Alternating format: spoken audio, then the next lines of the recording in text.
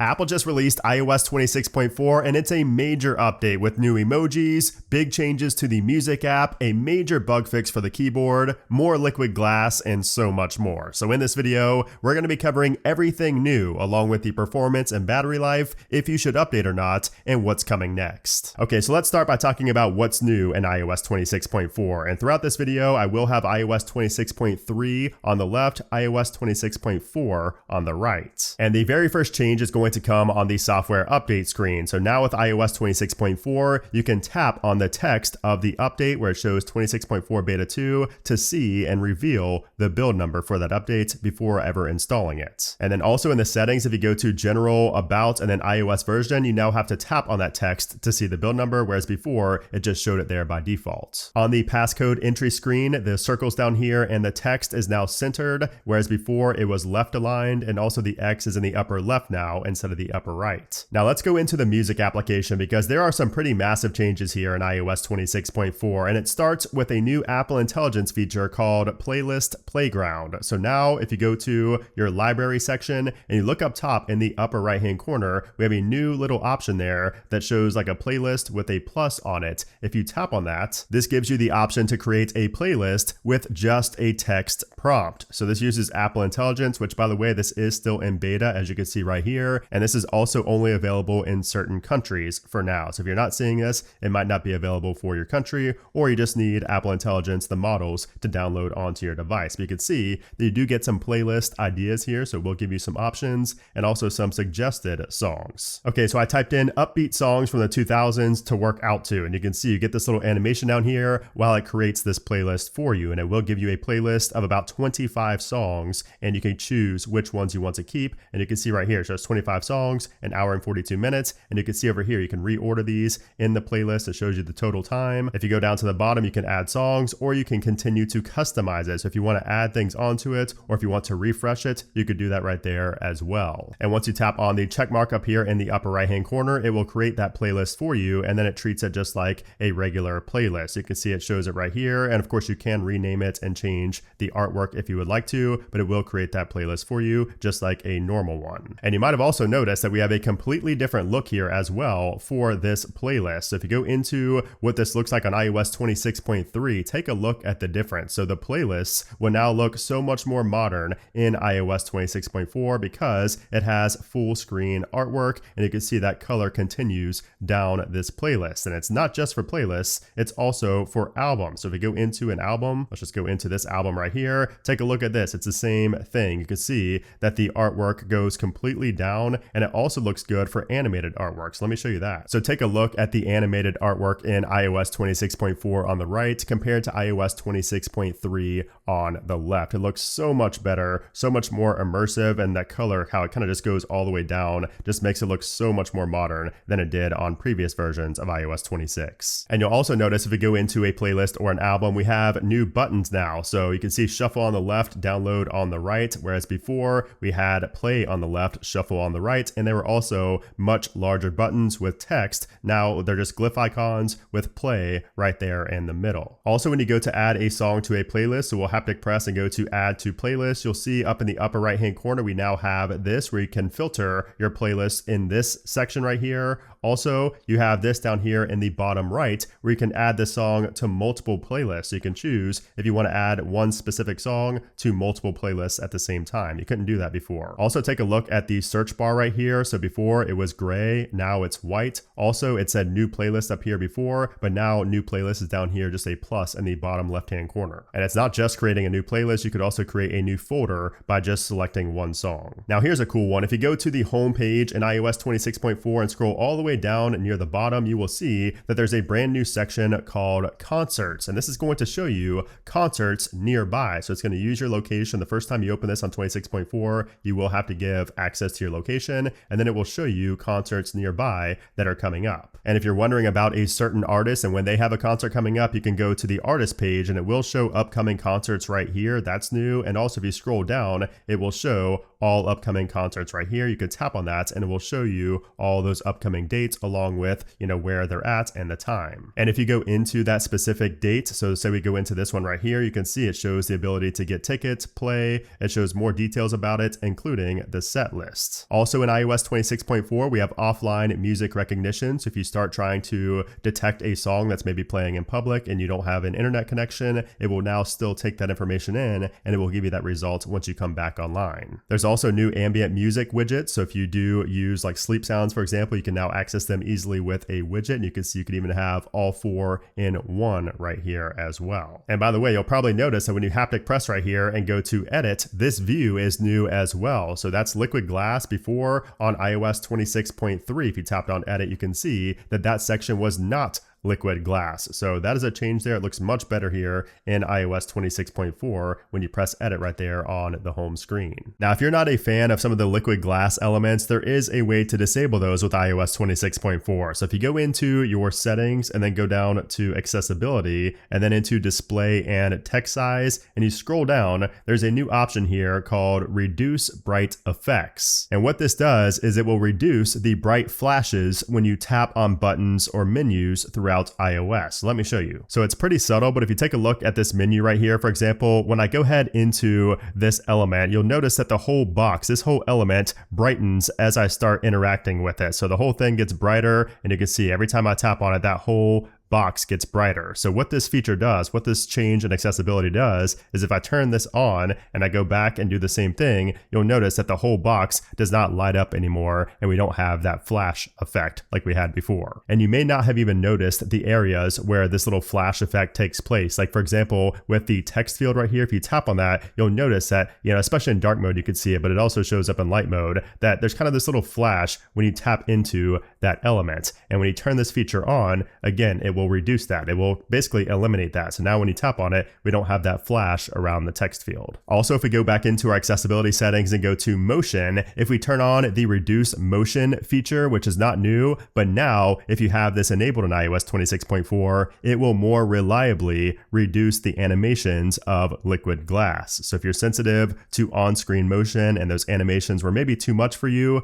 now with reduced motion, it will eliminate those effects more accurately. There's also a change to captions with iOS 26.4. So if you go into accessibility and then into subtitles and captioning, there's a new option here for automatic subtitles when languages don't match. Before, we only had show when muted and show on skip back. Now it's when languages don't match. So for example, if your preferred iPhone language is English, but you're watching a Spanish movie, it will now show subtitles automatically because it knows that your primary language is English. And then if we go into the TV application and go to the 3 dots down here, you'll see that when we go into subtitles, we have a couple of changes here. First off, it's not, super overwhelming by seeing all these languages pop up right away. You have to go into the language section there now. So you have to go into language, and from here, you can choose the language you want. And then also we have the section on there for style. So you could change the style straight from this menu. You could do that before in the settings, but now you could do it straight from this little menu right there. And also you have the on, mute, or off right there as well. And by the way, when you go into the style right here, you'll also notice a change in the bottom right-hand corner. Before, there was an expand section there. Now that is no longer here. If you're in dark mode and you haptic press into this menu right here, you'll see that when you go to one of these drop downs, the text, the background now is dark instead of being light. So this is kind of not cohesive with being in dark mode before, but now it's fixed with 26.4. This update also includes video podcasts. So now if you're following a podcast where there is a video, you can see that the video now plays in line in the podcast application. And if you don't want the video to be playing, if you only want to hear audio, you can also just turn the video off if you would like to. It's a very easy way to turn that video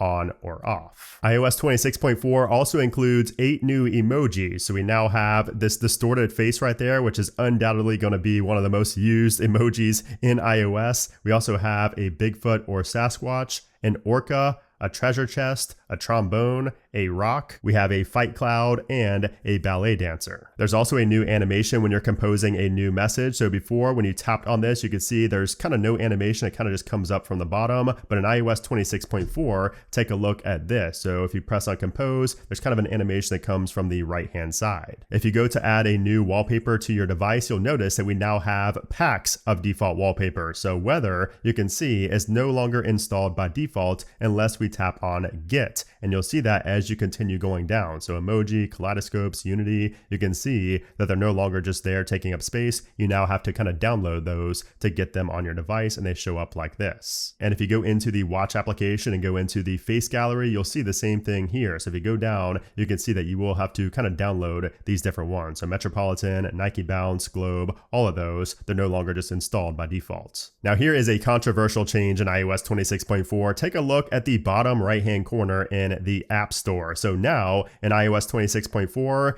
the search option is now combined with the rest of the nav bar down at the bottom instead of being separated. And also when you go into search, take a look at this. Search is now at the very top instead of down here at the bottom. And also if you take a look at the text, it now says games, apps, stories, and more, whereas before it said games, apps, and more until you tapped on it and then it said stories. And if you go into your profile page on the App Store, there are several changes here. So first off, before it just said account and it was centered. Now it says Apple account and it's left aligned along with a colorful glyph icon to the left of it. Beneath that, we have our name, which is now in bold, and beneath it, it doesn't say our email address anymore. It now says account info, payments, and settings. Also, Game Center now has a different glyph to the left of it, and it shows our username in smaller text. We now have subscriptions at the very top, whereas before apps was at the very top, and also apps and purchase history are now combined instead of being separated. And you can see down here, all of these are changed as well. So add money, redeem code, send gift, those are now separated and they are buttons now instead of a list of little links right here. And then also at the bottom, we have family settings and app store settings. And before you were able to scroll down to updates, but now you have to go into the updates section to see your updates. And also update all is now a separate section. It's kind of separated from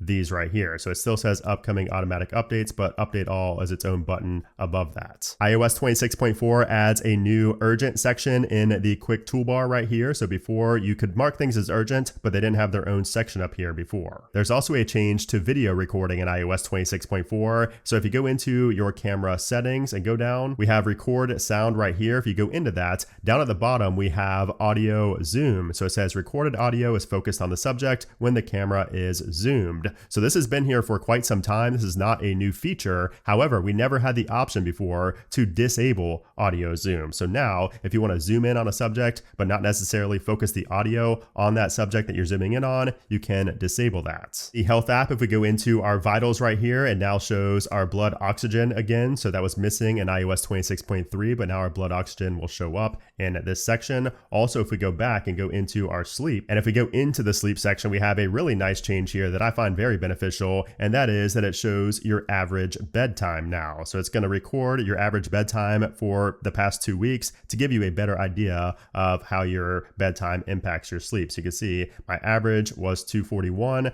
but my last night's bedtime was early at 1:30, which is nice. Also in the code of iOS 26.4, we do have CarPlay video enabled. So this is referenced in the code. So you should be able to launch Apple TV and other applications while you're in park. This update also adds CarPlay support for ChatGPT, Claude, and Gemini on CarPlay. If you get a missed call in iOS 26.4, it now shows you more information on your lock screen. So it will now show you the city and the state that that number called you from. We also have a change in the contacts application. So if we go into contacts right here, you'll see that we now have liquid glass. So before on iOS 26.3, the buttons right here were just regular buttons, but now they are liquid glass in 26.4.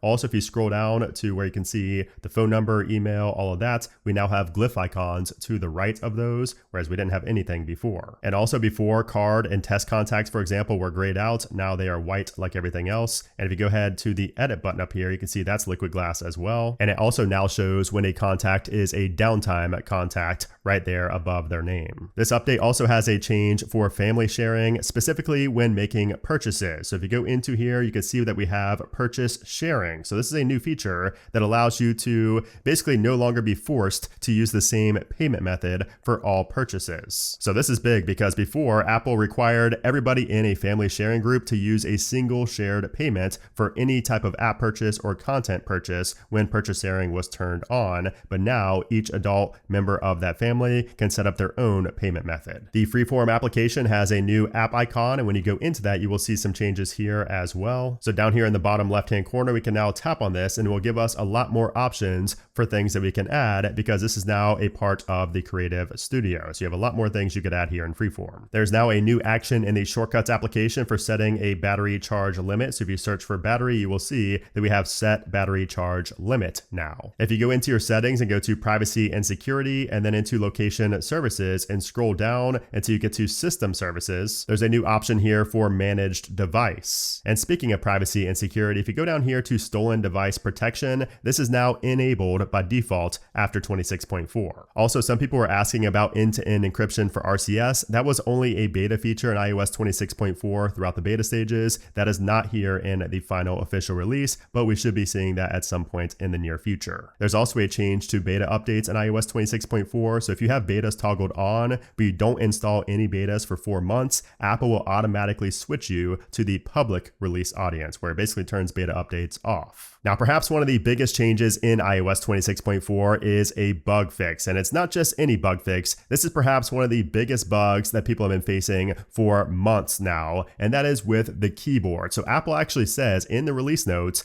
improved keyboard accuracy when typing quickly. So if you were typing really fast before, sometimes the characters would not be recognized as you tapping on it, so they would not be inserted into the text that you're putting in there. So when missed letters were, inserted into whatever you were typing, that would lead to misinterpreted autocorrect. So autocorrect would not work because your iOS keyboard missed that you actually tapped on a key. So then it would really mess up the words. And a lot of people are going crazy over this, but that's been fixed with iOS 26.4. So now if you type quickly, you can, rest assured that your text is going to say what you want it to say. There was also a bug in iOS 26.3 that's been fixed, and that had to do with the spotlight search and the top hits feature. So before in 26.3, sometimes when I would search for something, the top hits just simply would not show up, or the application I was searching for would not show up. So that's been fixed here in 26.4 as well. And if you had any issues with home screen stutter, specifically when going from the lock screen to the home screen, that appears to have been fixed as well. And when it comes to security patches, Apple has not yet published the security patches as of the recording of this video, but they will be out very shortly, and I will include that link down in the description below, because security patches are almost always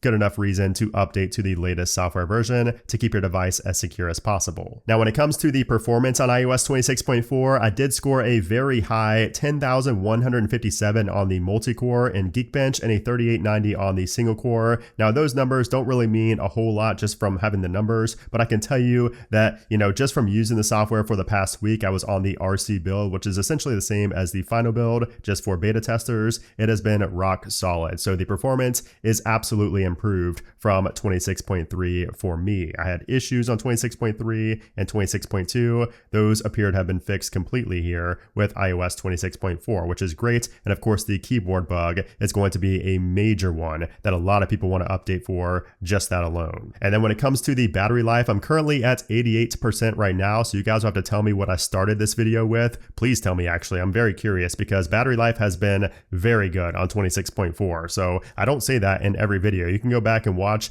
A lot of times I just say it's been okay or about the same as before, but I have to say that 26.4 battery does feel better than iOS 26.3, and I've noticed improvements over the past week, specifically with this final build. So that is also good news if you're facing issues with your battery. So with all that being said, should you update to iOS 26.4? And I would say that if you're on iOS 26.3, 26.3.1, or really any version of iOS 26 at this point, you should absolutely go ahead and update to iOS 26.4. As a matter of fact, I think no matter what version you're on, you should update to iOS 26.4, because you get the new emojis, which if you don't, have the update, you're not going to be able to see the new emojis when people send them to you. You're going to have the keyboard fix, which you use the keyboard several times on a daily basis. You have the new changes in music. There's just a lot to love about iOS 26.4. So I think that everybody should go ahead and update, especially because we do also have security patches and performance and battery life improvements as well. So So overall, it's a pretty solid update. Now, a lot of you might be wondering, where is the Siri 2.0? Where is the big Siri revamp that we heard about for so long? Well, that's not included in iOS 26.4. However, it might be included in the next update, iOS 26.5, and that's possibly going to be a much bigger update than typical with the 0.5 updates. Usually those are pretty small updates, but this time around, we could be seeing part of the new Siri revamp that is powered by Google Gemini. So we should be seeing that in beta relatively soon, but I would not expect the final release of that to come until the end of April, potentially even early May. And then after the release of iOS 26.5, all eyes will be on iOS 27, which we now know the official date when that will be announced and shown off. And that's going to be on Monday, June 8th. That's going to be the first day of Apple's WWDC 2026, where we will see our first look at iOS 27 and all the new features that are going to be included. So of course, you guys know to keep it locked to the channel if you want to see really all the new features and changes, because Apple never tells you all of them. So make sure to stay tuned for that, but that's going to be a big update as well, because after 26.5, the next updates are going to be relatively minor. So there you have it. That is iOS 26.4, a big update for your iPhone. Hope you guys enjoyed this video. Let me know your favorite feature and also your favorite new emoji down in the comments below. But anyways, thanks again for watching, guys, and I'll see you soon.